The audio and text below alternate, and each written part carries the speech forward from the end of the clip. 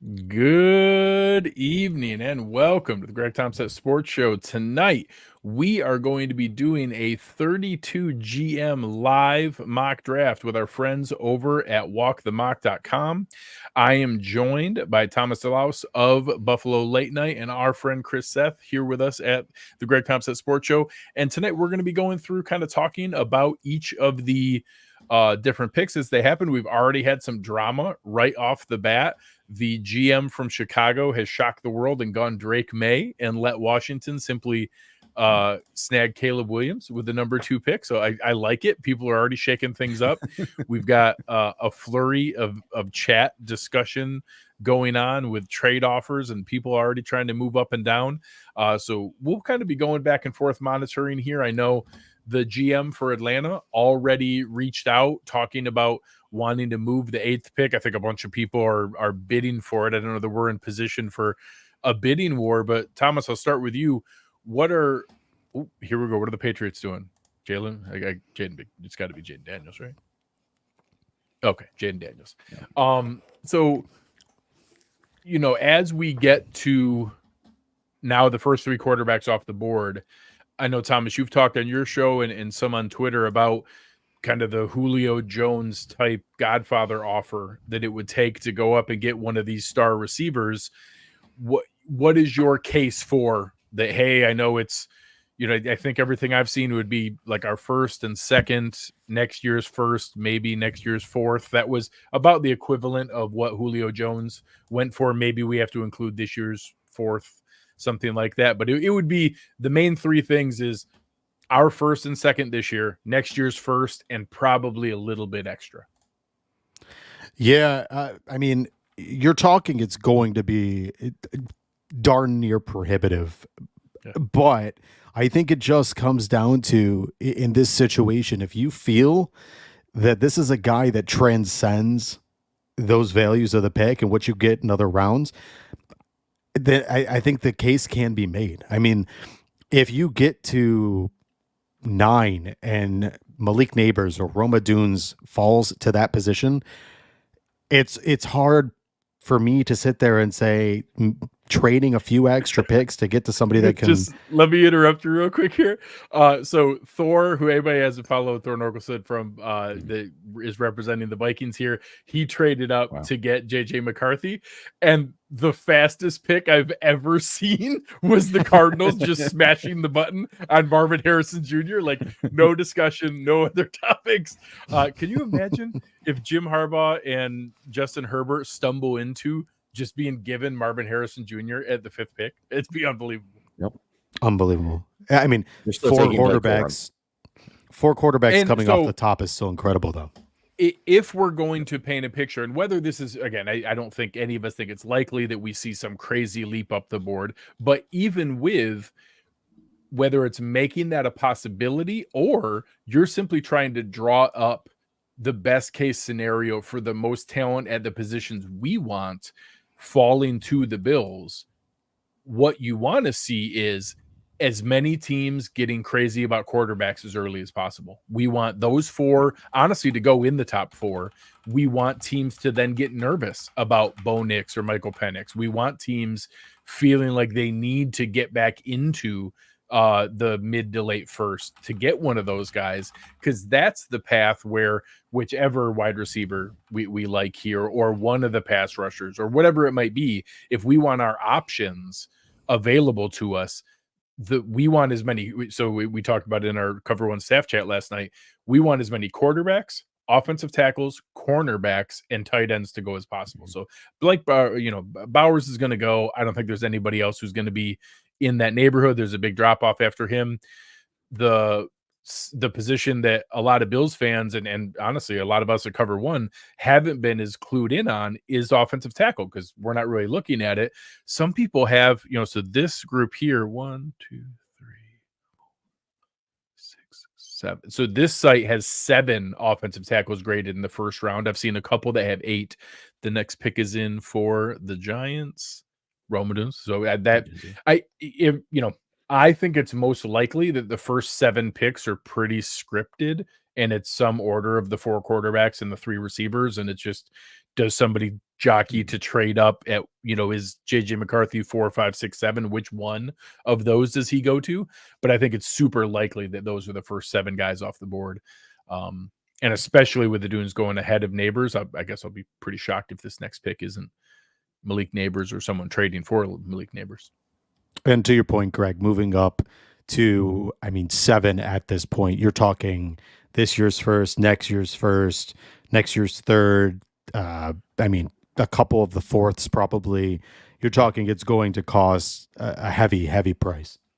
Yeah. And don't get me wrong, a player like Malik Neighbors or Rome Odunze is incredibly intoxicating. The idea of giving that to Josh Allen sounds amazing, but it's still a ton. So right now, my guess, I'm going to pop in the room chat here with the GMs.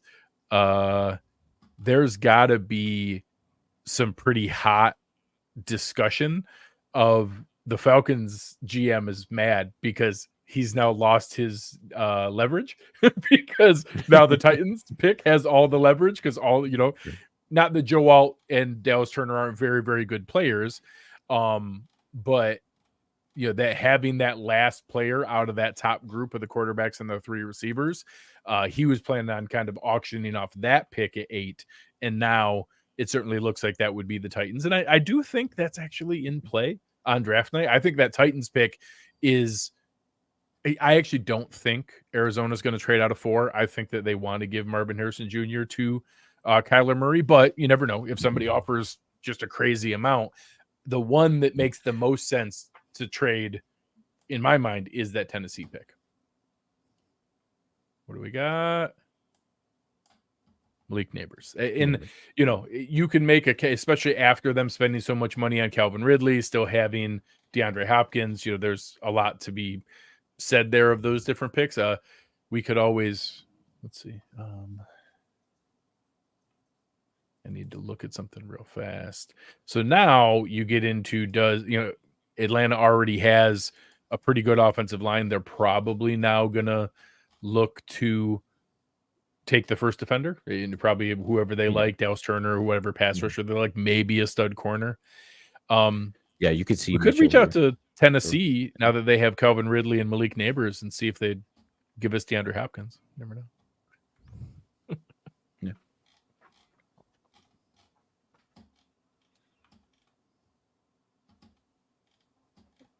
Now, is there any interest to you guys, depending on where Brian Thomas starts, trickling down the board? Is there a sweet spot that you guys feel within reason you'd be want to move up? Because obviously we've talked, Xavier Legette seems to be the name that is kind of rising up boards. Greg, I heard you were talking about him yourself.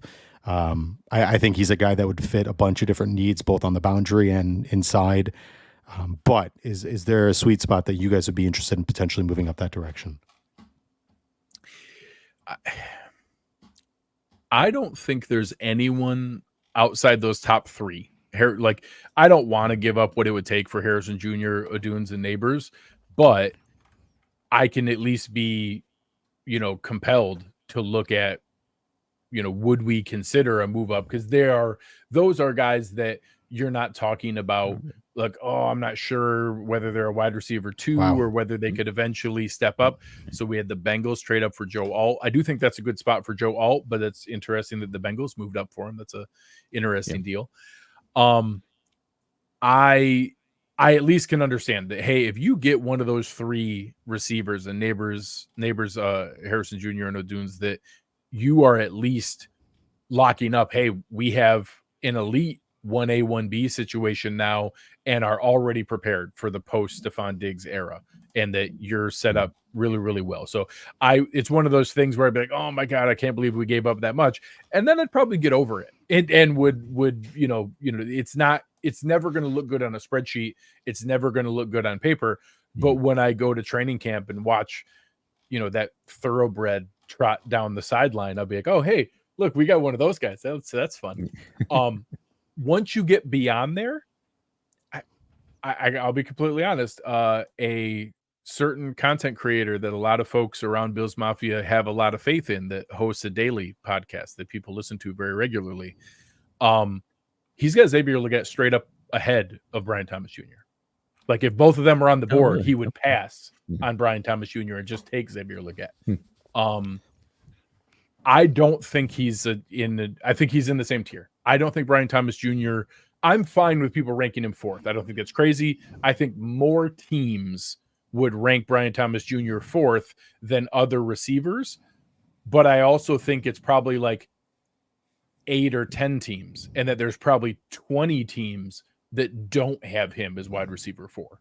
And I think there's probably 5 or 6 different receivers ranked as wide receiver 4 amongst all the 32 draft boards.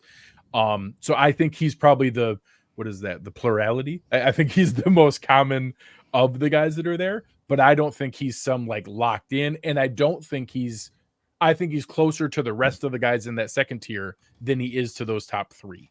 So I like him. And if he's on the board when it gets to us, I'll be super excited and I'll run right up to the podium. I don't think he's a guy that you trade up for, because if you don't get him and it's AD Mitchell, or you don't get him and it's Xavier Worthy, or you don't get him and it's Xavier Legette, I don't think you had any drop off or any loss. I think whichever of those size, speed, talented outside receivers that you give to Josh Allen is probably going to do better than the size, speed receiver that you give to Derek Carr or Aiden O'Connell. Even if one of them goes, 14 or 16, the other one goes 28, I'll take the one playing with Josh Allen. So it's one of those spots where I don't think it's crazy. I get why some people talk about it. And there are probably some folks, there are some sharp folks out there. I'm trying to, is it Chris Sims who has Thomas Jr. ahead? I think Chris Sims might even have him ahead of Malik Neighbors. Which is probably for attention. I don't know that that's real, but it's probably for attention. But whatever, he's a smart guy. There are other draft people who have Brian Thomas Jr. really high. I don't think he's separated himself from the rest of the group. I love the measurables. The combine was awesome. 17 touchdowns is awesome.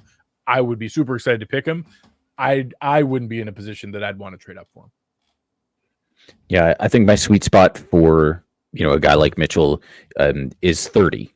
Actually, not a trade up, but a trade back. Try and recoup one of that third round pick. I want to get more into day 2, in all honesty, as much as possible.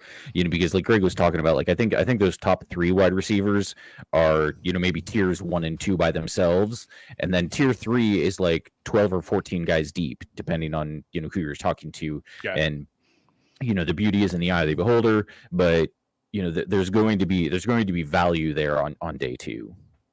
So quick recap for the folks listening. Obviously, again, our top 7 went all as expected, although I guess not as expected at the very top, because Drake May went ahead of Caleb Williams, but God bless him. That's exciting. But it did go 4 quarterbacks, 3 receivers. So May, Williams, Jaden Daniels, J.J. McCarthy. We had a trade up for that 4th pick with J.J. McCarthy.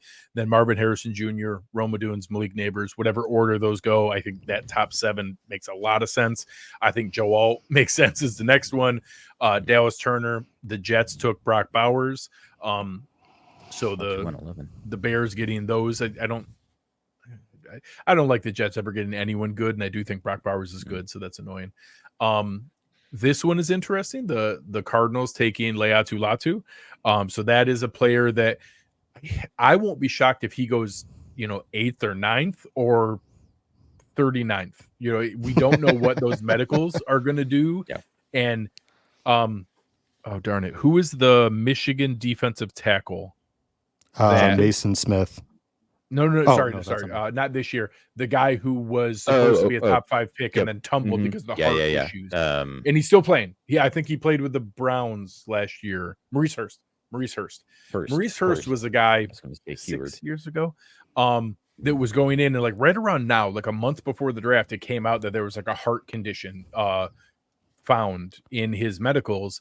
And then all of a sudden he went in like a 4th or 5th round pick where he ended up going. He was supposed to be like a top 5 pick or a top 10, first half of the first round guy.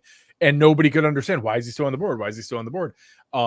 And different ones have happened for different reasons. Remember when Reuben Foster was supposed to be like a top 10 pick and then he tumbled down there, obviously some off-field issues that ended up proving pretty accurate when those things happen. There's way more of those tumbles that prove correct than there are the Randy Mosses and Warren Sapps of history. We're like, oh my God, or Laramie Tunsil is another one that had no business falling as far as what he did. So this year, Latu is that guy where if we start seeing, if he falls to the Bills at 28 and the Bills pass, you can feel assured that like, oh man, he's red flagged on a ton of draft boards. And, we just didn't get those medicals. And I know there's, UCLA has a top-notch medical facility. I believe the doctor who did Peyton Manning's spinal fusion surgery kind of did an evaluation and signed off on it. He played 2 very healthy seasons at UCLA. And Ron here bringing up that Tyler Smith from the guard that Kansas City snagged, who ended up being like a 6th round pick for them or something crazy, was red flagged and fell. And you never know. Like some of those end up being like, oh man, that was sad. Imagine what it could have been if not for X, Y, and Z. And then some of them end up, Smith looks awesome and has been good. Maurice Hurst hasn't been. That ended up, I don't want to say accurate. He wasn't worth the top half of the 1st round pick. But he's also played 6 or 7 years in the NFL without missing a lot of time. So obviously the heart issue hasn't been what people were concerned with. But in hindsight, he ended up not being quite as good as what people had thought at that time. The flip side of that story is Jalen Smith, right? The linebacker for the Cowboys. Yes, great example. Great example.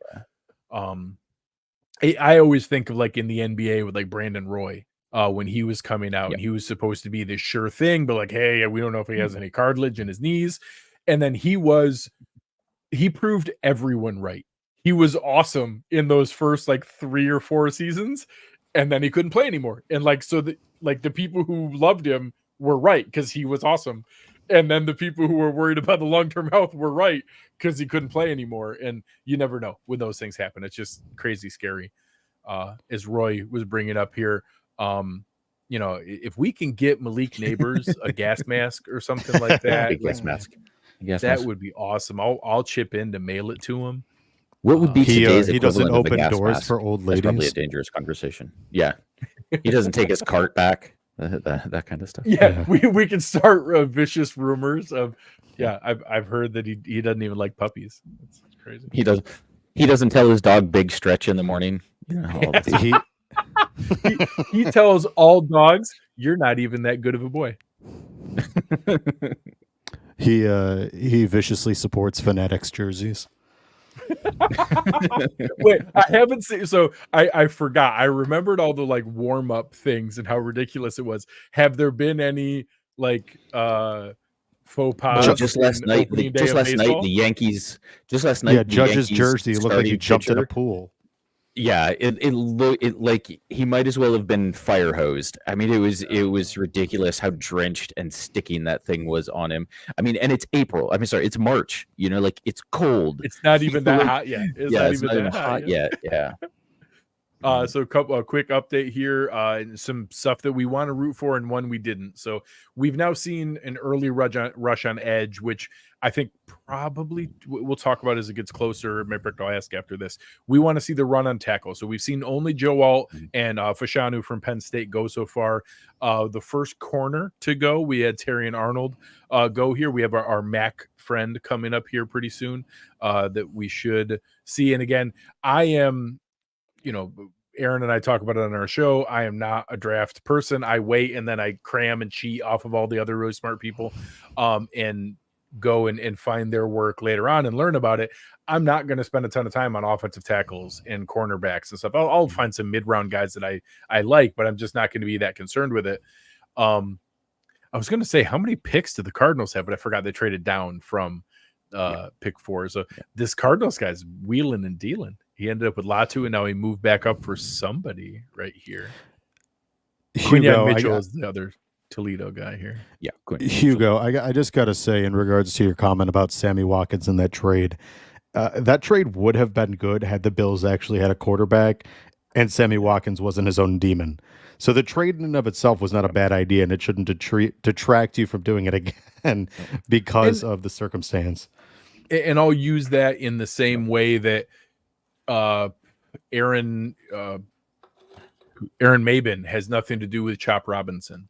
And last year, to when a factor for the Panthers was, well, we've never seen a good quarterback from Ohio State before. Well, guess what? That shouldn't have stopped you from taking CJ Stroud, because that sure would have worked out. You scout the player, not the helmet. So the situation before, whether it's Sammy Watkins or another Clemson receiver, whether it's trading up for a receiver because of Sammy Watkins, whether it's Shop Robinson because you're afraid of Aaron Maben, you scout the player, not the helmet. You cannot let those things be a factor in what you do, or else you're going to make way more bad decisions than good ones. I if anything, if you want to tell me that taking an Ohio State receiver makes you feel better because Brian Hartline just churns out a factory of receivers, okay, maybe I'll give it a slight percentage bump that, like, yeah, there has been some nice assurance there, but in general, scout the player, not the helmet, because there are just as many busts from Georgia and LSU and Ohio State and Michigan and good schools as there are from other schools. Like, not everyone from those big Alabama football factories, not all of them work out either. You got to take some of that into account. You can't give it bonus points because of the helmet. You can't take away because of the helmet. Scout the player, not the helmet. Not to mention two different because the vice versa is entirely not true either, right? Yeah, right, exactly. But I mean, it's also two different organizations. You got Sean McDermott, Brandon Beane at the helm instead of the just atrocity that was there when Sammy. If Sammy was here now with Josh Allen and Sean McDermott, I have a belief he probably would not have gone down the path he did. Well, and if anything, I've gotten into it with plenty of people about previous GMs, and that why am I drawing a blank on the GM that traded up for Sammy? Doug Whaley and Buddy Nix. So at that point, I think technically Whaley was the assistant GM, and maybe Buddy was technically still the GM. But even with Doug Whaley, Doug Whaley had a great eye for talent. He was one of those talent over everything. He didn't care about the locker room fit. He didn't care about building a roster. He wasn't great at contract structure, but he had an eye for talent. Like, he picked good players. He just didn't build a team. And he never had a quarterback either. In fairness, the guy was just efficient. Yeah. So let's do another quick update here. We're getting to a point now. So I actually thought, and here Randy had mentioned a comp that I've used before, that it's Terrace Marshall is a guy who was a big, fast LSU receiver playing opposite another really talented receiver who they both caught 24 touchdowns while at LSU, and both were like 9.9 RAS guys. But that shouldn't stop you from drafting Brian Thomas Jr. It's just also a warning sign that, hey, Brian Thomas Jr. shouldn't be some sure thing that is absolutely the guy. You do have to take into account that, hey, we don't know how much he benefited from Malik Neighbors. We don't know. It's a factor. It's a piece. He should still absolutely be one of the options you look at, but you have to take those things into account. All right, so we had the back-to-back corners. We had three edges. It went pretty quickly.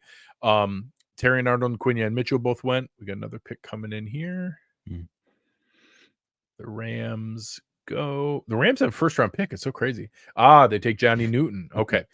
Did they just take Johnny over Newton Byron Murphy? Over Byron Murphy? Over Byron did Murphy. They did. Ooh, yeah, that's Murphy's still on the board, because I was like, well, I might have to quit that no trade up. Yeah, that Byron Murphy's stud. Yeah. So I'll ask you guys, and obviously Byron Murphy's a stud. That's absolutely a player that would be in range. I thought when Arizona was trading up here, the fact that they got their edge and they traded up, I assumed, they missed out on the receiver at 4. I thought they were going to take Brian Thomas Jr. at 15 when the Cardinals GM traded back up. So now that we've seen those top 3 edge, have you guys had a chance? I'll start with you, Chris. Have you had a chance to look into much stuff on Chop Robinson?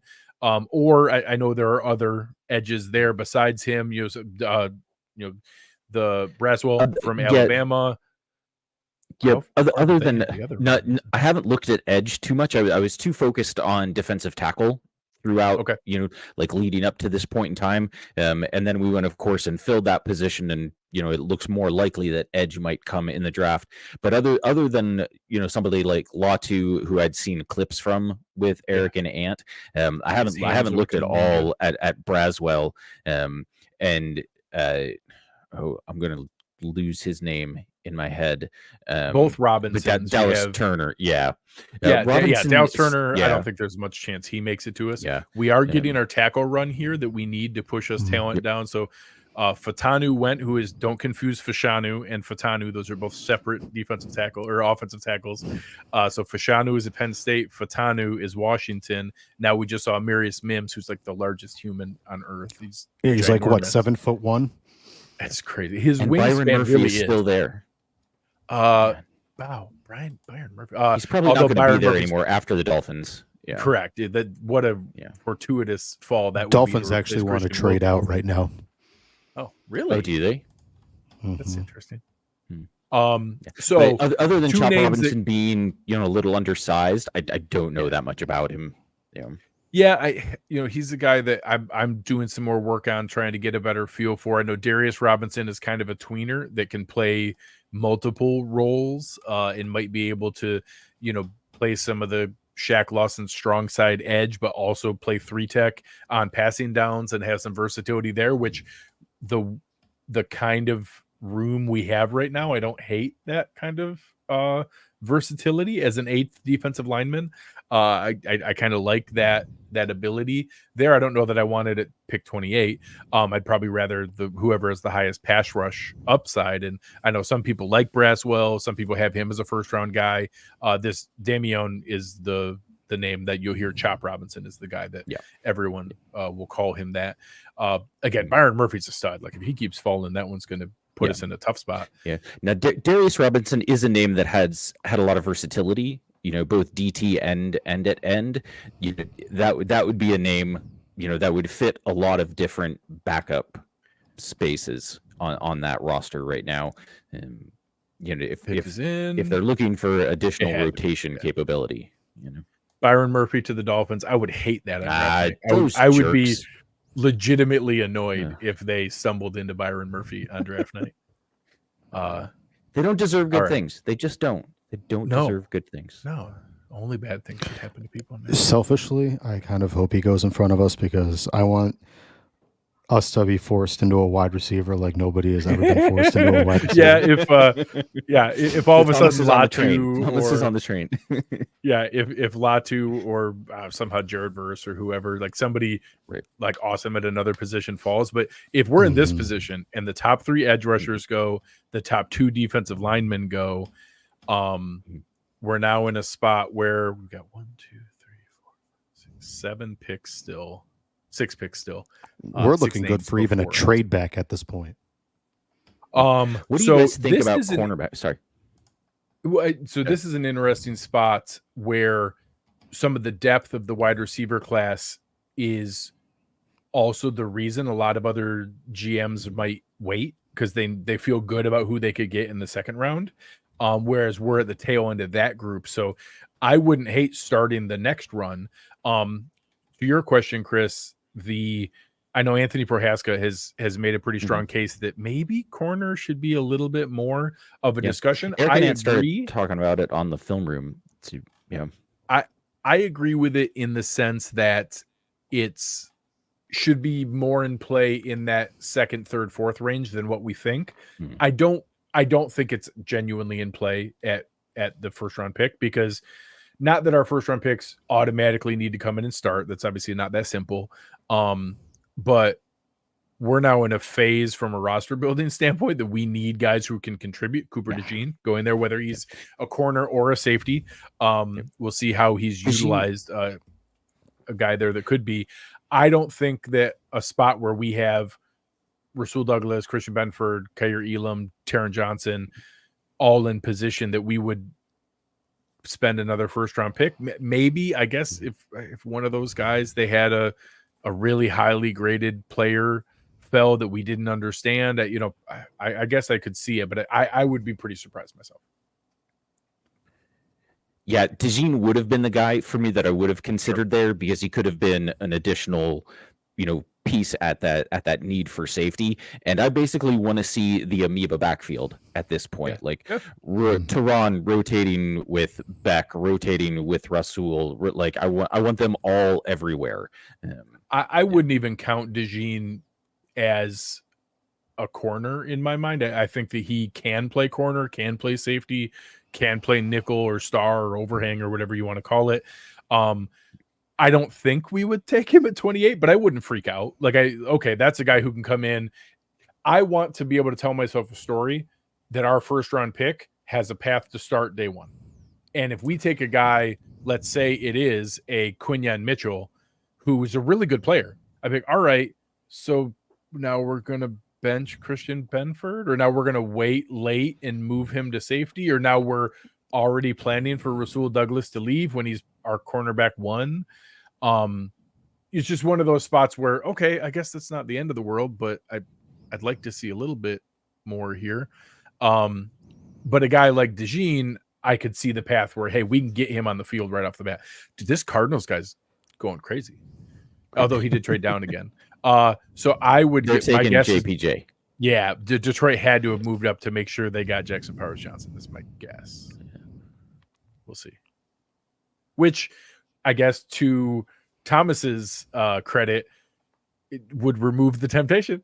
if you Right, take absolutely. him off the board, if you take him off the board, then all of a sudden we don't have to worry about debating should we take Jackson Powers Johnson. Thomas, of the wide receivers that are left, who would be your top choice from this? And right, Looking at Thomas left, Jr. only the or top three are Mitchell or Worthy, McConkey. So I am absolutely a Brian Thomas Jr. truther, but what I will say is there's something about Xavier Legette that I just keep going back to lately, and it's like, I don't know, maybe I just didn't spend enough time on it, but watching him in the way he plays, like somebody compared him to Eric Moulds, and I mean, golly, if that is in fact the case, both Southern schools. Obviously, Eric Moulds went to Mississippi, but I don't know, man. The other thing is about Xavier Legette, which I think is very interesting. And if you want to watch my show this Thursday, I'm having a guy on that actually covers Xavier Legette and USC. But he comes from a pretty incredible background. Like his story and the way he got to where he's at. Oh, Detroit there it just is. took Brian yeah. Thomas Jr. But he has such a great story that I don't know, man. I feel like he's endearing. The other thing that I found very intriguing is on Josh Allen's his little interview with why am I forgetting their names? Quarterback coach and his backup last year, Kyle Allen and Jordan Palmer. Okay. Josh specifically mentioned the accent that Xavier Legette has. So he's obviously somehow been watching Xavier Legette So interviews, like, it's at tape. least a next level of familiarity than just Right. being aware of the name. Right. So there's something there. That was very long-winded. I think Xavier Legette really has a piece. The one thing though, man, that I keep coming back to is they keep talking about speed, and they kept talking about speed. And would it just be so weird for the Bills the one time to get like Greg, I think you even mentioned it, to get the fastest dude in the draft? Like, just get a guy that is just so game breaking. I mean, they watched Tyreek Hill, and the one thing about Brandon Beane is a creature of, he's like a chameleon. After we watched a defensive end beat the Chiefs, what did he do? Got Von Miller. He kind of does what works best. So would he get a Tyreek Hill-esque type speed player? Maybe. So I think the people who are concerned with, hey, why did it take until the 5th year of Xavier Legette to break out is a fair question. Like, there's a lot of statistical models that show you, hey, that's a red flag. Now, if you listen to people who are familiar with his background, his story, his path, the injuries, the scenarios that came up, there is an explanation. So it's not one of those things where like, hey, this is a huge red flag here, but are we concerned about it? There should be some concern, but there is an explanation. There is information available to make an informed decision that, yes, he did break out in his 5th year. However, there's a reason you transition from quarterback, some early injuries, some terrible quarterback play while at South Carolina during the COVID season, like all kinds of crazy stuff that kind of threw him off. He was a contributor on special teams. The new kickoff rules, I wouldn't hate putting Xavier Legette at Mhm. 6'1", 225, running a 4.39. Give him a head of steam on that new kickoff rule. I'll take a shot at that. All right, we did see Detroit trade up for Brian Thomas Jr. J.C. Latham, another of the offensive tackles, went. I know I saw earlier Hugo and a couple other people asked. For anyone curious, this is a 2-round mock here tonight. We're not going to do this for 6 straight hours. It's moving along very quickly. We're making good pace right now. I think we're at like, I don't know, not even a minute and a half a pick overall. So we're moving along. I think we'll be under 2 hours by the time this is done. But it is two rounds tonight, so we'll go through. As we're getting closer, there's 3 picks here. Do we want to float it out there that we'd be willing to move back? Do we Jackson Powers Johnson is still there. Mhm. Only one of the receivers have gone now. AD Mitchell is gone. So Yeah, this run here, where we've now seen 2 of the receivers go, this would probably stop me from wanting to trade back, because I don't want to now just tempt fate and be like, well, we can still get somebody, where if we move back a couple and 4 or 5 more receivers go and all of a sudden you are dropping down to another tier, I wouldn't be comfortable with that. So I, of course, would still consider Jackson Powers Johnson. I think he's 100% worth a first-round pick. I think he would be worth it there.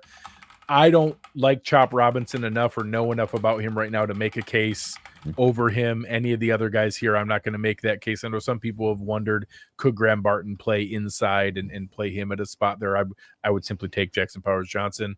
I would be one, right now it'd be one of the Xaviers for me, Leggett, or, do we give the fastest player in combine history to Josh Allen and say, here, I dare you to try to overthrow this human? We'll see as it gets closer here, but it'd be one of those 3 for me right now. One of the Xaviers or JPJ. The Bucks are also interested in trading down. So if Brandon Beane, who is notoriously antsy, does he jump the Colts, who only have one true wide receiver, to worry about potentially losing out on somebody? They gave that'd probably be a 4th to get up those 2 spots. Yeah, right. we always trade a 4th. Later, and that's Brandon Beane's cost analysis. Anything in a 4th. I would. I think with them having, is it even worth it to you guys? To Alec Pierce, I don't think there's somebody like I like. I think there's enough Leggett talent on the board. A lot, but yeah, like if they took Leggett and we ended up with Xavier Worthy or Ladd McConkey, I'd be like, oh man, okay, and then we'd move along and I'd take whoever was there. Let's see, Bucks, Jackson. There we go. That's good for them. Very talented player. They just lost Ryan Jensen, their longtime center, Tristan Wirfs, and having a guy put that in the middle, that's awesome for Baker Mayfield.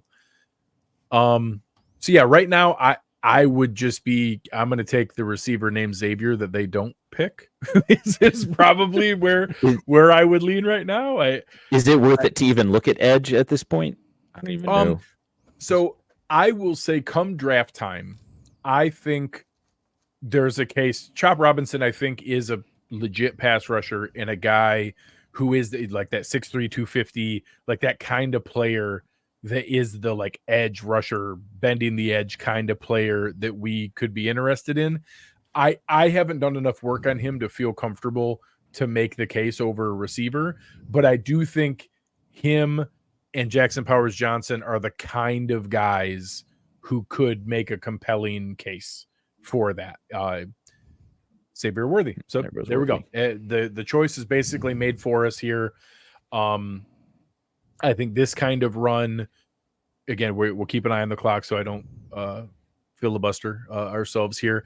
We were in a spot where coming up to 20, we felt really good. And then we saw a run here, honestly, with like 6 of the 7 picks all in our range here. Byron Murphy went, Cooper DeJean, Brian Thomas Jr. We wouldn't really be in the market for a tackle, but one of them went, J.C. Latham, AD Mitchell, Jackson Powers Johnson, Xavier Worthy. And I think that kind of run is the reason that we shouldn't trade down. And I would love to play, bingo here, bouncing around the board and recoup a 3rd-round pick. But seeing that run of talent go right before us, I just don't think that's worth the risk. Anybody feel strongly the other direction?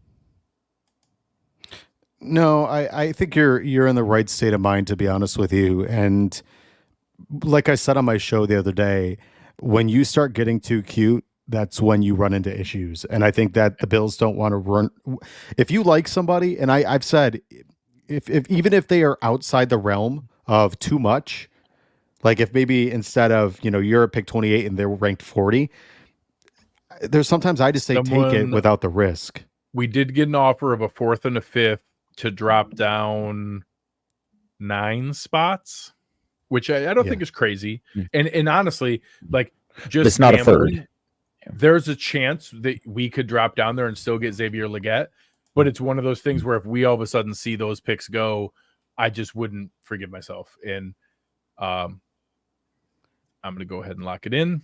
I like it. I do think there's a possibility that you could make that kind of move and trade down and gamble it in being able to do that and be in a position where you might still be able to maybe still get Legette. Like, I don't think that's out of the question, but with seeing 3 receivers go right, bam, bam, bam, right before us, if the wrong combination in the next couple picks, all it would take is we trade down 9 spots. If Ladd McConkey, Keon Coleman, Troy Franklin, and Xavier Legette are 4 of those 5 picks, then all of a sudden you're furious and like, oh man, we just traded down and just aren't in a position to do that. So now it opens everything up. We can now look at, if one of the stud edge rushers fall, if we have a defensive tackle that's there, if we have a safety, now you're in a position where we can watch Tyler Nubin or Cam Kitchens and see if one of those guys are available. It just opens a lot of things up where we don't have to feel locked in. I do think it kind of drops a little bit after Jackson Powers Johnson. Like, I don't know if there's immediately another interior lineman. I've seen some Christian Haynes clips that were very interesting. I know some people like Cooper Beebe. I'll be fine with it, but honestly, I'm also fine with, hey, which traitsy guy in the 4th round did Aaron Cromer tell Brandon Beane that he likes? I'll take that guy too. It's fine. Would you go ahead and look at who the wide receivers are left at this point? I'm just curious, scrolling down, in towards the 60s, just to see, because right after us. So Ladd McConkey just went, obviously Keon Coleman, Troy Franklin, Roman Wilson, Ricky Pearsall, Jalen Polk, Corley, Malachi Corley, Baker's Devontae Walker. It's an awesome class. But Jermaine Burton, Javon Baker, way down there. There are guys that I feel really good about. Malik Washington is a guy that people really, really like. Somebody tried to make the case Thrash too. Yeah, that Malik Washington could be Steve Smith. There's a lot of fun in what's out there, and that's all the more reason that if we end up with a Jackson Powers Johnson or a Byron Murphy or a Cooper DeJean or someone like that, it doesn't mean that we've now missed at wide receiver and that we can't add someone very capable. Because heck, Jalen Polk is not that far down the list for me of guys that I think are there. He never drops anything. I think there's a lot of potential for what's out there. This didn't seem to work out for trading back for us either at that point, or for taking a non-wide receiver at this point. So kind of some of the way that ran didn't really work the way I'd hope to see for a trade down or to wait on wide receiver. So I think that worked out well, because Legette has that upside of just being an absolute beast. Right. And we don't need him to be outstanding right this minute. We have Stephon Diggs, and despite what you think of Stephon Diggs' second half of his season, there is still a hell of a lot of receiver left in that man's tank. And, that means Legette has time to develop too. The next time that Stephon Diggs doesn't have 100 catches for 1,150 yards and 8 touchdowns for the Bills will be the first time that he doesn't have 100 catches for 1,150 yards and 8 touchdowns, because that's what he does every single season. Yeah. And Kincaid's going to be option 2, and Cook's going to be option 3, and Curtis Samuel is option 4. There's no Khalil pressure Shakir on is whoever option this 5. first round wide receiver Holy is. Chargers. Yeah. Chargers getting Keon Coleman and Chargers. Marvin Harrison Jr. There you go. Well, when you lose Mike Williams and Keenan Allen, and Keenan Allen, that is restocking. Either one of those is Blake Corum. I'm concerned about the legitimacy of this effort. So. It's also a real shame that 1, 2, 3, 4. That's a record. that 7 receivers went all right before the Chiefs got to pick. That's a shame. That's a dirty, dirty shame. Yep. Hate to see it. I will not miss not having to envision Xavier Worthy catching passes from Mahomes tonight. I don't need that. I don't need that in real life. I don't need that in my dreams. No, neither. So if we were to like build a recipe here where a trade down does work, I do think some things we didn't see early on. We did not see the second wave quarterback run. So nobody wanted to move up for a Bo Nix or a Michael Penix Jr. That's a real life GM thing more than a Twitter GM thing. That's a thing that in real life I could see happening. I could see Bo Nix and Michael both going late in the first round and people wanting that 5th-year option. I could absolutely see that. I do think Tyler Guyton, Graham Barton are guys that we could see go in the first round. I think those are both picks that we could see and be able to push some things down. I do think Kool-Aid McKinstry is absolutely a player that could go ahead of the Bills. Chop Robinson is another guy. So I see 4-6 players that I could see impacting that. If we saw 3 of those, for this example, go where you're in a spot where maybe it's not Brian Thomas Jr., maybe he's a guy you would just pick. I don't know.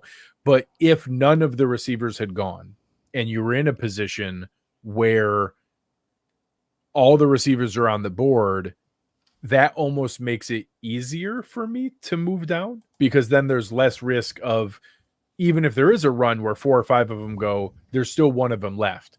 Whereas the scenario that we were in here, where 3 had gone, we were taking the 4th one and then 2 more went right after. So all of a sudden 6 went right in a row.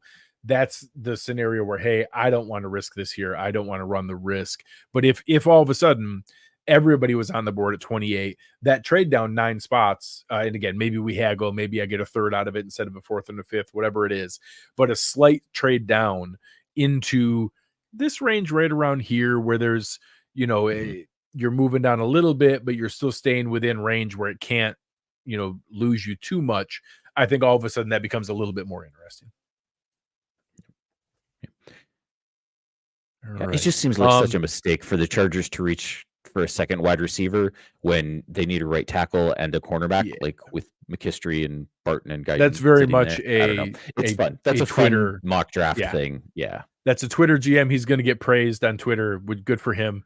In real life, I guarantee that Jim Harbaugh takes the offensive tackle. Tyler Guyton would absolutely be the new right tackle for Justin Herbert and would be in great shape. And if they walked away with Marvin Harrison Jr. and Tyler Guyton, there wouldn't be anybody on earth happier than Justin Herbert. Yep. How are we feeling into that second round pick? Where are we at now in terms of desires? Because we still have Tyler Nubin, very, very talented safety out there. I feel very good about now being able to let it come to us at 60. When we take the other position at 28, that's when I get more antsy about needing to move up from 60 to get a wide receiver, because I do think we'll see a run before it gets to the Bills at 60, and too many will go. The Chiefs taking Devondre Sweat, big monstrous human. I don't love that, putting him next to Chris Jones, but I'll take it. There's scarier things that I can think of than even a monstrous one tech. He's still a one tech. I'll live with that. I think it puts us in a position where I feel really good. And I checked off here: interior offensive line, D tackle, edge, safety, corner. Any of those, I could see one of these guys making it to us and feeling pretty good about it. Braden Fiske is a guy that I think would be a great fit in being able to do there. If Chris Braswell, again, I don't expect Darius Robinson to make it. Tyler Nubin. There's a lot of guys here that I could see a case for. Chris Jenkins, Braylon Trice. Like there's good players here. I really want us to draft Rookie Orororo just to watch people have to say Rookie Orororo like over and over and over again. There are people that I know and love that I can't wait to watch them have to say Rookie Orororo. I can't imagine you wanting to do that to Aaron. That just seems unfair. It's going to be so fun. It's going to be great. That's the Oh. Scooby Doo theory. Like all the Scooby Doo memes would be unbearable. That's awesome. Just listen to Steve Tasker try to pronounce that. Oh, it would be awesome. It would be so fantastic. The first pick of the second round, we have another receiver, Troy Franklin, who I was nervous that's who Kansas City was going to take, was Troy Franklin. But that, it shows you that wide receiver run right at the end. Yeah, John loves him. So the Colts, here's an interesting one. The Colts are interested in moving back from 215. So 215, are we interested in maybe throwing an offer from 228 to 215? So let's look. It would be cost value. You're looking at, let's see, probably our second, fourth rounder, or maybe a fifth rounder. Yeah, you're looking at, it's about 140 points. So without a third rounder, you're talking getting a little creative, potentially maybe a 2025 pick, or kind of buttoning maybe a couple fourths together. Having to package something. Yeah, you're gonna have to get a little creative without having that third rounder there. I don't know that I see anyone so obvious that, hey, we for sure have to do this updated version of it and to go in there. And let's see that point model.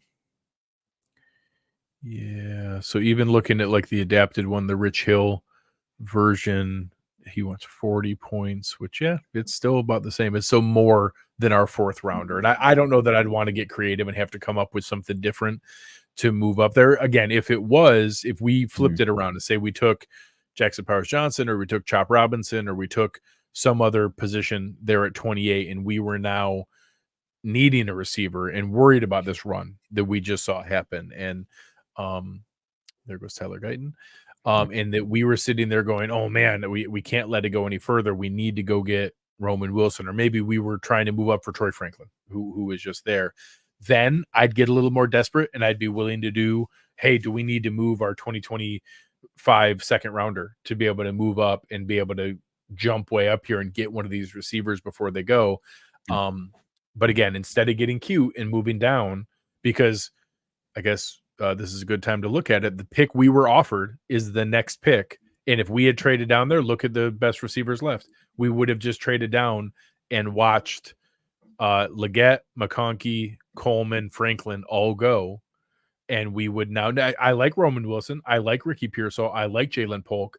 But all of a sudden we would be like, oh man, we would feel stupid that we didn't take a guy who has a chance to come in and be a long-term a potential wide receiver one, rather than these guys are all going to be really nice contributors. Like I think there's a chance those guys make a really good contribution to NFL receiving rooms, but taking a guy that has a chance to be that number one outside guy, I think is really intriguing.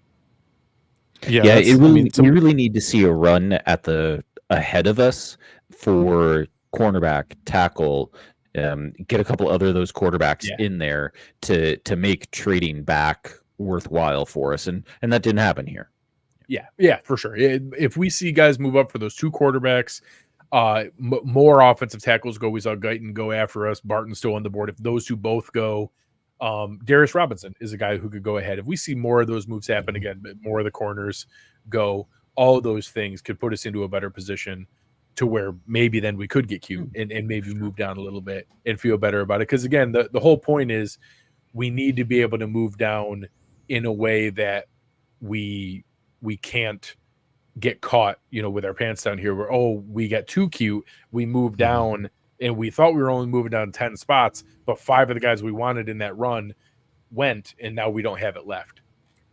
So Andy here in the chat is asking, would love if Chop was still there. He actually went the next pick after us. Chop Robinson went to San Francisco the next pick after us. There's 2 edge rushers named Robinson. So this one here, Damian Robinson, is the guy that goes by Chop for Penn State. The guy for Missouri is the one I was kind of talking about. He's he's a mix of, trying to think a good comparison of maybe a recent Bill. Maybe prime Shaq Lawson, like when Shaq was coming out as a first rounder, where maybe he shouldn't have been a first rounder. It's easy to I was even question. thinking a little Mario Addison too. Yeah, a guy who, hey, he's a big, strong edge, can play strong side edge against the run, is going to be really good there, can compress the pocket, can also kick inside and pass rush from the 3-tech, can compress the pocket and pass rush from the outside. He's not going to bend the corner and beat a guy, 6'5", 296. He's a big dude. But is not, he's not a defensive tackle, not just a defensive end. He's a guy who is, I guess he's also from Missouri. He's a better version of Boogie Basham. Like he's maybe what Boogie Basham was supposed to be. We're not clipping so he's that. A guy that I'd be interested in, but not like going crazy about. If he made it to pick 60, absolutely. I would be on board with that. Do you guys feel like the Bills have changed their archetype at edge? It had been Addison, it had been Jerry, it had been Trent Murphy. Shaq, Trent Murphy, and now we're seeing more. Miller cracked that door open because of being a Hall of Fame talent. But do you feel like that was kind of the door that's like, oh, okay, now Leonard Floyd, okay, now maybe a guy like Latu, like that seems to have changed what they're thinking is possible now from edge body types. It certainly has. It's more than a possibility. It's almost been the trend. It's almost been more so than the bigger, stronger guys. Although Gregory Rousseau is still a monstrous guy. He's still a big, huge, strong guy. Casey Tuhill's not an archetype kind of player. He's a hustle guy, but he also got a minimum contract. So I don't know that he is a big indicator either way. I think they've certainly shown more flexibility and more willingness. So any of the guys here, and again, Chop Robinson being the guy we were talking about earlier, a guy who's 6'3", 250, I absolutely think that's in play. I don't like before we might have said, oh, they don't really do that type, but our last two biggest signings at defensive end were both 245 pounds. So obviously they are open to it. And we spent a whole lot of money on Leonard Floyd and Von Miller. And there goes Darius Robinson. Darius Robinson did go while we were talking there. So I thought this was an interesting question from Astro. Where do you think Rousseau would fall in amongst this year's group of edge rushers? I definitely have him ahead of Chop, but yeah, it's an interesting conversation to think about. Where would he was late first round when the Bills took him. Where do we think he might fall here? I think he'd be fourth. I think he'd be after that top group of Turner, Latu, and Verse. I think he'd be the top of that next tier because we still got to remember he also had some really freaky traits. You're talking about a guy who's 6'7" and has crazy wingspan and size, and that is translated in the league here. So there was some unknown with him because of the weird COVID season and the different timing of things. But you're still talking about a really freaky overall athlete that I think would be very intriguing. They obviously value those crazy, freaky traits. I'm really glad that a guy like him is not in this draft because he absolutely would fall right to where the Bills are because of, just like Greg said, having, because of his mom being in the medical profession and him taking a year off to help her out, he would fall right into the Bills' range. And he is the type of guy that fits everything that they would want, especially now with the needed defensive end. Absolutely. Yeah, 100%. It's the exact kind of guy. So Pop's here asking where would Shakir fit in? So it's unfair because we have the grace of hindsight in seeing Khalil Shakir. Khalil Shakir was a 5th round pick in a lesser wide receiver group. So in the draft, he'd be a 5th round pick again. Like I can't imagine he'd go higher in a better wide receiver group because there's more competition. If anything, he'd be right there where we would have expected him to go in that 5th round group again. With what we've seen and what we know of him, does that, of course, maybe he'd be higher, and you could probably make the case that he should be with the Roman Wilsons and the Ricky Pearsalls and the maybe Corley, maybe Brendan Rice. Like you could probably make Javon Baker. You can make a case maybe he should be in that group of second tier guys, but in his draft he wasn't. He was drafted in the 5th round, and this is a better wide receiver group. So as a prospect, he would be maybe Jamari Thrash, like that kind of guy in this class is where you're hearing it. Or Taj Washington, he was a little bit bigger than Washington. So he'd be down in this range. Honestly, really good comp would probably be someone like Bub Means, where you're hearing a lot of kind of fun buzz about him as a fun day 3 guy. That's what Khalil Shakir was going into that draft. I liked him. I was super excited when we got him in the 5th, but I didn't expect I didn't expect it to be where he was at that time. And I know here at NFL Draft Fanatics, our guy, sharing that he had a 3rd round grade the year coming out. Many people did, but none of the GMs did because no GM took him in the 3rd round. So obviously not that many people had him as the 3rd round grade because he went in the 5th. So, I love the pick on draft day. I feel better about it now, but it's hard to know in hindsight, would he have gone any earlier? It's tough to know. That's a nice pick in this one. Michael Penix Jr. Pick. Yeah. The Giants not having to trade up, having they're locked into Daniel Jones and having to let Penix Jr. kind of get himself ready. I think there's a chance. Bo Nix right back to back. The two quarterbacks go. And that's, right around that Will Levis range that we saw last year where a lot of people thought he'd be a late 1st and ended up going kind of early in the 2nd. So Penix Jr. and Bo Nix both going, but lasting a little bit longer than people expected.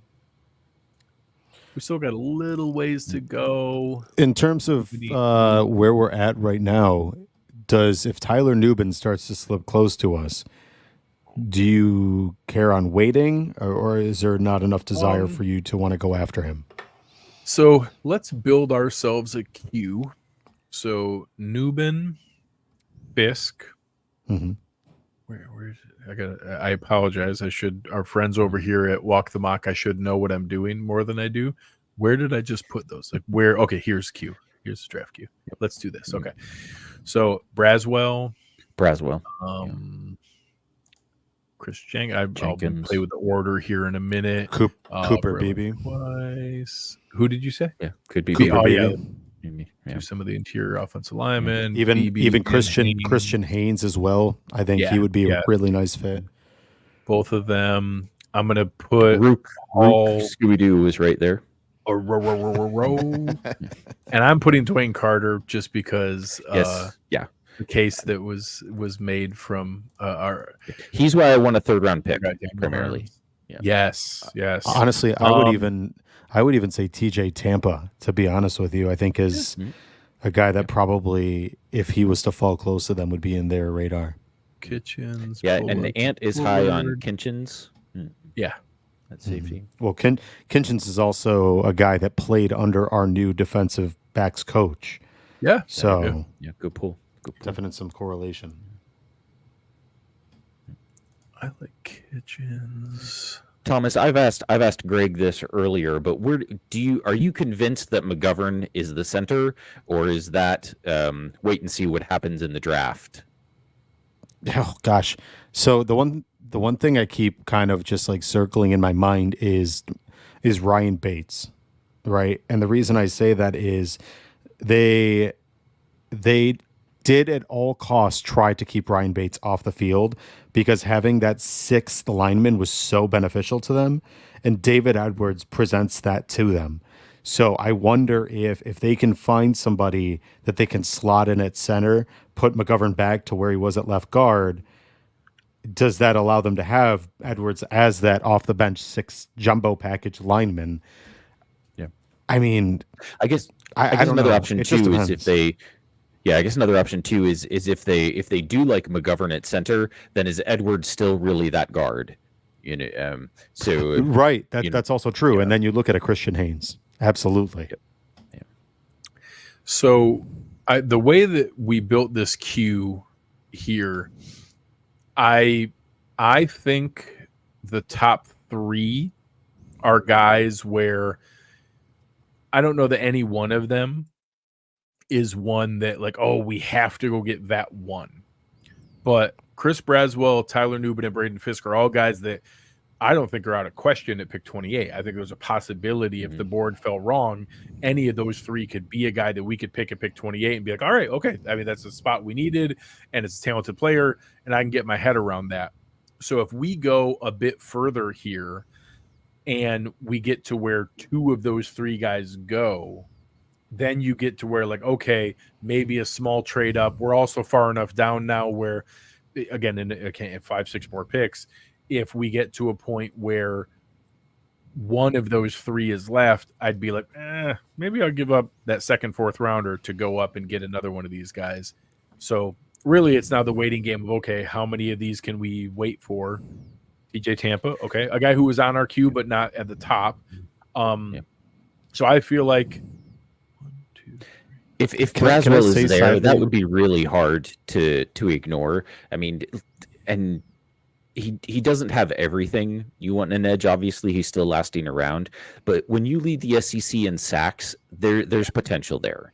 And I think that would be hard to turn down with Miller's age and, you know, Epinesa being solid. But is his top level an edge one kind of level? You know, is his A game what we want to be our top? Yeah.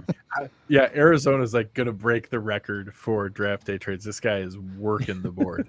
Good for him. He's having fun with the exercise. Can I have fun? Yeah. Can I say that if Ricky Pearsall really ends up in Baltimore, I will be so sick to my stomach. I do I love Ricky. I think he's going to be a really good pro. There we go. Is your Cooper? Linebackers. Is that the first linebacker? Offensive That's tackles. the first linebacker. He is such a Browns. That is like, if you could make a Browns linebacker, Edgerrin Cooper is perfect. San Russell. Okay. He's the guy who's got some Taron Johnson. He's like bougie Taron Johnson. He's like the shined up Taron Johnson. He's gonna be good in this league. I know it. Like Mike Sandersville is going to play a long time in this league. All right, so we are now in a spot where I feel really good because we have 15 guys in our queue and we are 11 picks away. Yeah. And our top three are all still there. So we're now getting into a really good spot where, you know, if we get a couple more here, we got that second Eagles pick. We know our guy with the Cardinals is always down to trade. He actually hasn't picked anybody yet. He's just trading every pick. Yeah, just trade you. With where we stand right now, which do you guys think is a bigger need? Do you guys think safety or edge is a bigger need right now? Like with the roster as it is today? Safety. For me, it's safety. You know, just because, I mean, you're asking who do I think is ready to contribute more, Taylor Rapp and Mike Edwards, or Von Miller, Gregory Rousseau, and AJ Epinesa. I just feel like that edge group is not perfect, but they're more ready to contribute. And honestly, I think David Edwards, I actually think guard is a higher need than edge, but edge is also a premium position and blah, blah, blah. Like we might be able to pick a guy in the fourth round that ends up starting at guard because that happens all the time in the NFL. But we're getting into a spot here where maybe it is our friend with the Cardinals just because he's never seen a trade he didn't like. Yeah, I think it's a question between 2024 and long term too. You know, because Von Miller's going to show us what he has left this year. You know, that we're past that 18-month point for recovery from the ACL, and I think now we get to see really what does Miller have left available to offer, and that's a pretty big influence on edge for 2025 and beyond. So one, just double checking, I think RJ figured it out, but other people might be asking, this is only a 2-round exercise, so we are coming up on our pick and then it'll wrap it up. Pops here asked a good question. How far is the drop at edge versus safety? I will tell you, I haven't done enough work to know for sure, but I feel a lot more comfortable here at safety where you're talking about a guy. Malik Mustafa is super interesting. Bo Braid is interesting. James Williams is interesting. Sean Vaki, Tyke Smith, Dadrian Taylor, Demerson. There are a lot of guys. Some people have Bernardo Green as a corner, some as a safety. Jalen Cole Simpson. Bishop. Like there's a ton of guys in that Rocky. third, fourth, fifth round range that I'm Yeah. really interested in at safety. Mhm. And I would like it if we got our choice of the first safety off the board and it's Tyler Nubin or it's Cam Kitchens or whoever it might be. But Mhm. I like a lot of these guys, and I think there's a good chance to get a contributor at safety pretty quickly, who can come in and compete and be able to go and make a case to get some snaps early on, or at minimum, we now have a 1-year deal with Mike Edwards. Like that gives us a chance for a guy to step in later and play some special teams right off the bat. So I think that when I'm doing these exercises, when you get past these four, honestly, Chris Braswell, Braylon Trice, Marshawn Nealand, and Adisa Isaac, it gets real rough. Muhammad Kamara is the one that I've heard. Heck, I think Mel Kiper put him in a first round mock. I think just to prove the point of like, hey, he's a guy that should be way higher than you guys think. And he said that on his podcast with Field Yates and those guys that like, hey, maybe it really is just the early second, but I think he should be way higher on people's boards. And I'm hearing the NFL likes him more than Draft Twitter does. So Muhammad Kamara is a name to make sure you keep an eye on. Is a guy that's out there, and they actually used. I believe Cooper Beebe, so a guy that was on our board just went. The Colorado State, I believe that Hassan Reddick was in the same path, and they used him as the comparison, 6'1", 250, and just gets after the quarterback. So he's one of the later guys here, but there are not a lot of other later edge rushers in this class. So I think the drop off is much larger at edge than it is at safety. Yeah, and where does this? They've got Braswell at 48. I can't remember right now where they have Nubin at, but like in terms of 42. the drop off from what they have available. Oh, at 40. Wow. Okay, I probably wouldn't have had Nubin that high, but the drop off from where I would have Braswell ranked 2 versus where I would have like Nubin ranked later, like that drop off is significantly greater in edge than it is in safety. Like you were just talking about, and there's a lot more options with safety. Like, a guy like Jalen Simpson is a guy that Ant and I have been talking about. And, pretty much the only drawbacks on him are like, he needs to bulk up a little, like that kind of stuff. And I think there's a lot more options at safety than there are, depth in this edge class. You guys will be shocked. The Cardinals got traded down. Absolutely shocked. So Houston traded up for his best life. Living his best life. Hey, does he know this is only 2 rounds? Yeah. Do you know you're not going to get the picks that you're not going to get to use those? You don't get to play. So one of our top 3 guys went. So we do need to watch a little bit here. Maybe put a feeler out in the chat. Let me see. Okay. Yeah, I mean, we're at the point now where a 4th would probably get us a considerable distance too. Yeah. Compared to what it would do in the first. I'm going to send an offer to the Cowboys of our second 4th rounder, our compensatory 4th. That if we can move up and get Braswell. You mean the one that was downgraded on us in cheating fashion? The one that we got screwed. So I got to tell you, I was very, I've never felt better having an NFL GM go like, yeah, we were pissed too. It didn't make any sense. It was like so often great. It's like, hey, we're just kind of like out of the loop and we don't understand all the inside information. And then we find out later, oh, it's because of this and this and this. And the team knew the whole time. So having actual Brandon Beane come up and be like, no, we had a call with the NFL the next day because we were like, what the hell, man? We checked in multiple times during the season and you told us we were going to get a 3rd round pick. And all of a sudden it's a 4th. What the hell? And I had a really extensive conversation with Nick Corte afterwards. He's like, yeah, I still think you guys got screwed. You should still be pissed. Is that formula like secret even from the teams? It's just like a shield formula and like the teams don't even know what it is? Because that seems absurd. Like, smoky back room espionage. Like, what is going on? Like, I think it's that the actual they did not accept our trade, but they took a running back, so God bless them. Okay. Hey, That the actual rule on comp picks is made in the same room as where they decide what a catch is. So And what a swivel hip drop tackle is yes, all of that same yeah, room. That's a dirty room. That is a dirty, dirty room. it is a dirty room. It's where Oh, what's his name? all right. Oh. Our trade has been accepted. Mhm. I gave up our second 5th round pick to move up a couple spots. So now the quick question is, I did it in my mind for Braswell, but does anyone have a case to make for Tyler Nubin here if we were to take one or the other? I think we've talked through that we think the safety depth is a little bit better, but I will say we have a chance to take safety 1, the first, the number 1 safety, our choice there. Is there a case for Nubin, or do you guys support Braswell? I like the idea of defensive end. My only qualm is Brandon Bean. I wonder if he's going to want a guy knowing what Hyde and Poyer meant to that secondary and what they meant to the defense. Having a guy that has that type of versatility with a very heady player to play all over the place. I mean, just does everything. Getting a guy like him to step in and have Mike Edwards, who is still very young, you can extend him beyond this year.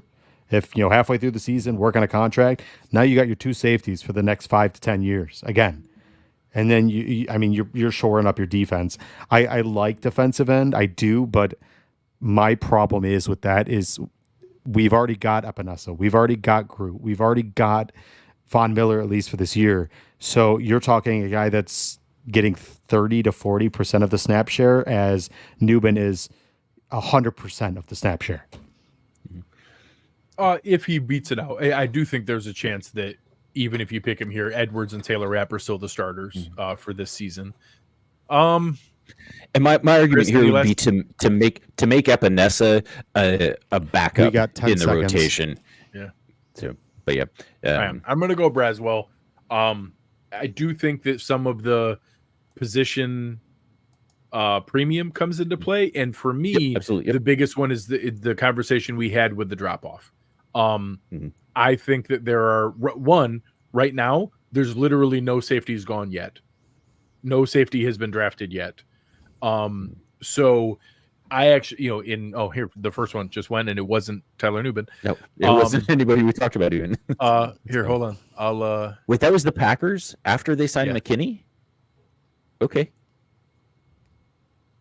I just love safeties in Green Bay. Hold on a second. Greg's turning into Brandon Bean, getting a little antsy. I love it. Well, maybe there's potential in there too to take a couple of those 4ths or some other type of package to move up into the 3rd. Yeah. Because I like Nubin, I just like Braswell more. There's a lot to say in Nubin's behalf, but I mean, like making Epinesa not the sorry, I don't know why I was thinking of him as the main edge rusher when Grudet's already there, but like bumping him down another level, and having that option of when Miller's done, because it's either this year or next, and having someone already on a rookie contract ready to roll into that position. You can sign me up for that when maybe we can bring in one of these later round day 3 safeties and give them a chance to get coached up. Yeah. So just on principle, I was trying to mess around here to see if anybody wanted to, but there's no fun trading out of a draft that on a pick you don't get to use. But I do think this is a great spot where they would try to get back into a 3rd round pick and try to be able to package some of those different pieces to be able to go up and then end up with one of their safeties of choice. But again, you're still talking about, I don't even know who their preference would be. Nubin, Kitchens, Bullock, Bullard, Bishop. There's a lot of guys here that people like. Sean Vaki is really intriguing. Judge loves, what is it, Dariuson? or whatever it is. Yeah. Dadrian Taylor Demerson. Yeah. So there's a lot of guys here that I think are very, very intriguing, and that was the impetus for it. I think there's a chance that you can make the case that Newbin might be, ranked a smidge higher than Braswell, but the drop off at edge is significantly more than the drop off at safety, and I still think we can get a guy here. I don't know if there's any safety in this draft who's going to come in and start day one. Like, maybe there isn't. It's a reason that in this mock, no safety was taken in the top 50 some picks. Maybe the top 60 actually. So the fact that we got to that point and didn't see anybody go kind of tells you, like, hey, maybe there isn't anybody who's going to come in and beat out Mike Edwards or Taylor Rapp immediately. So I do think there's a chance to be able to go there and still just get a guy who they can put into a good position. And that, I know Tyler Newbin tested really poorly. His RAS score was pretty terrible. But maybe that helps us. Maybe he falls and we end up getting him later because of Poyer's RAS was terrible too. I mean, Micah Hyde wasn't very good. Micah Hyde was barely above average. Yep.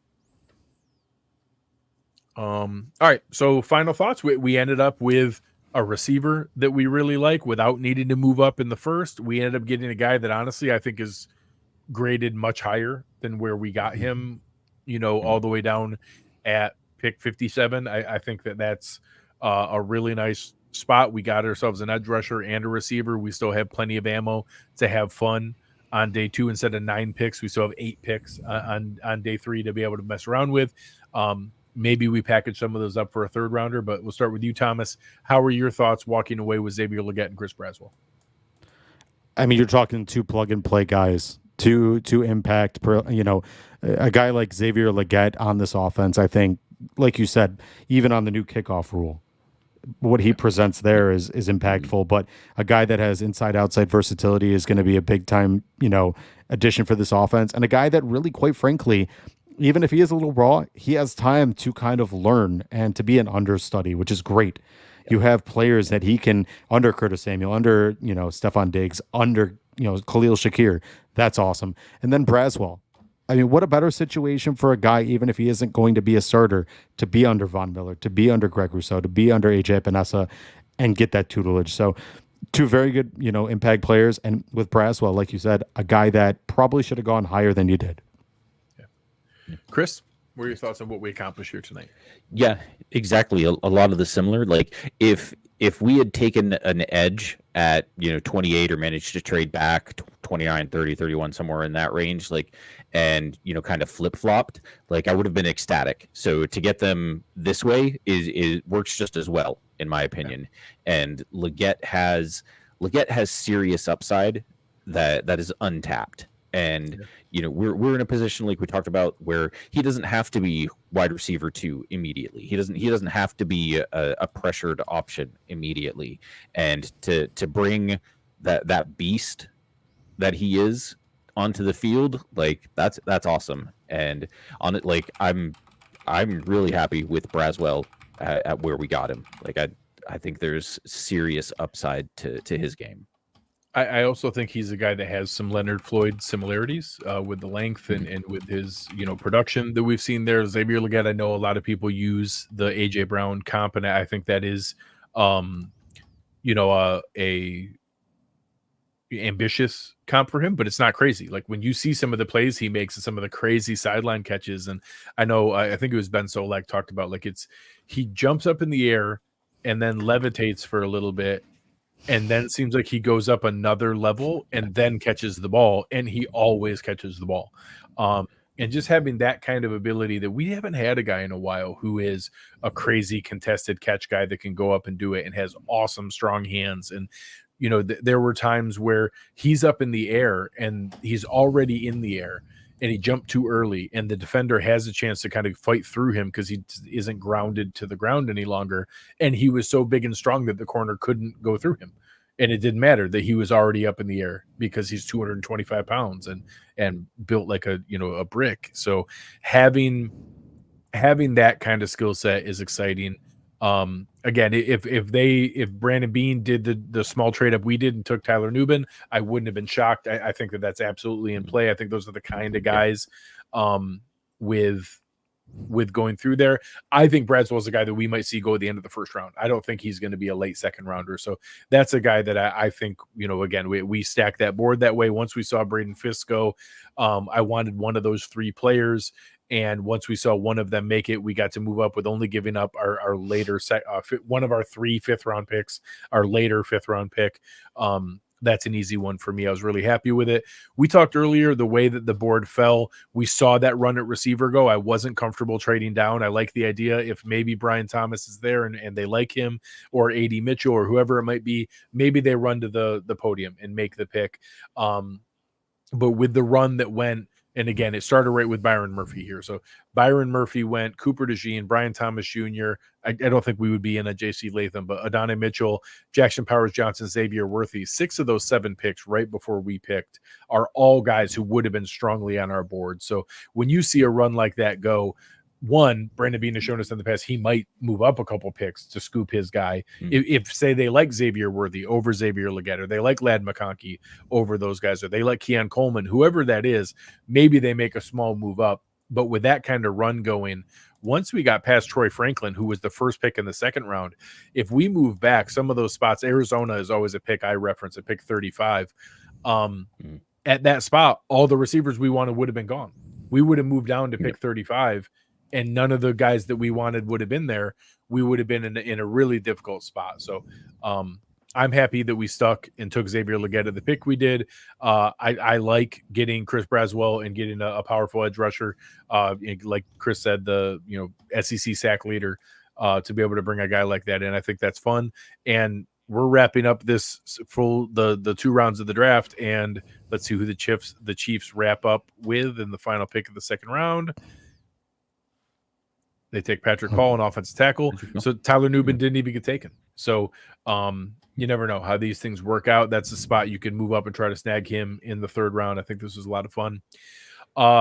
Everybody in the chat, you guys were awesome. This was a lot of fun. I know if a lot of our folks from the Cover One Slack channel were in here hanging out with us. Really appreciate it. This has been a great time to be able to kind of play around and do these kind of exercises. I'm looking to host one of these again later on as we get closer, usually right before the draft. We'll try to set this up to be able to do it maybe that Monday night before the draft or something, getting closer.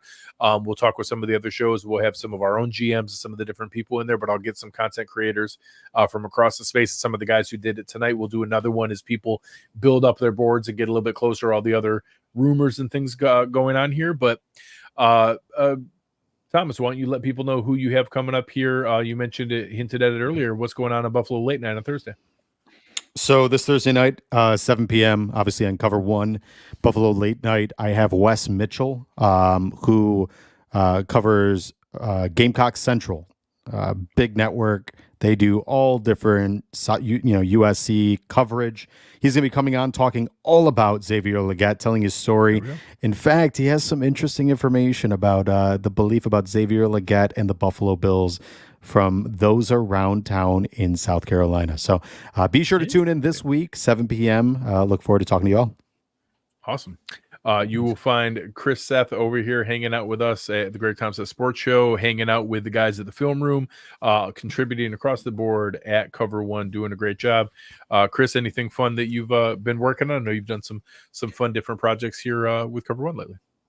Yeah, so Eric and Ant have their wide receiver draft comps coming up this Wednesday at 7.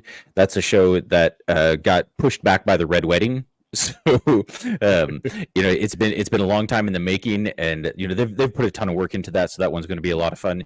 And then upcoming between now and hopefully more than a week before the draft, I'm going to finally finish going through my roster measurables, and then do my Bills relative athletic size, colloquially known as bra size. So that's a people favorite. I'll get that out to the people week or so before the draft, hopefully. I'm a big fan of it myself. So thank you guys very, very much. Appreciate it for Thomas and Chris jumping on here with me tonight. The chat was awesome. Everybody jumping in here, having a good time. But on behalf of Thomas Laus and Chris Seth, I'm Greg Tompsett. You've been listening to the Greg Tompsett Sports Show. And